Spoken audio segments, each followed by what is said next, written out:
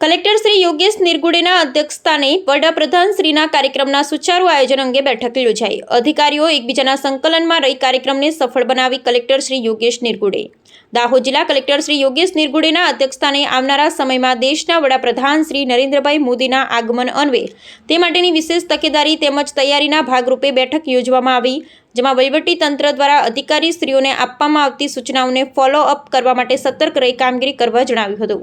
આ બેઠક દરમિયાન કલેક્ટર શ્રી યોગેશ નિરગુડે સ્ટેજ સુશોભન ડોમની વ્યવસ્થા લોકોને પ્રાથમિક સુવિધાઓમાં અગવડતા ન પડે, બદલાતા વાતાવરણને ધ્યાને રાખી આગોતરા પ્લાનિંગ દ્વારા તેમજ અધિકારી શ્રીઓને એકબીજાના સંકલનમાં રહી વ્યવસ્થા કરવા જણાવ્યું હતું।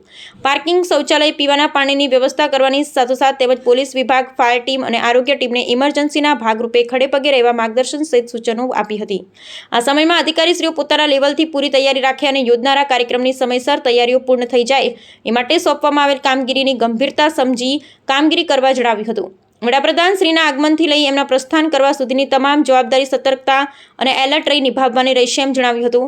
આ મીટિંગ દરમિયાન કલેક્ટર શ્રી યોગેશ નિરગુડે અધિકારીશ્રીઓ સહિત રેલવે વર્કશોપની પણ મુલાકાત લીધી હતી, જેમાં વર્કશોપ પર કરવામાં આવેલ રહેલ કામગીરી તેમજ તૈયાર કરેલ એન્જિનનું નિરીક્ષણ કર્યું હતું। આ દરમિયાન રેલવે અધિકારીશ્રી દ્વારા એન્જિન અને વર્કશોપ અંગેની માહિતી આપવામાં આવી હતી।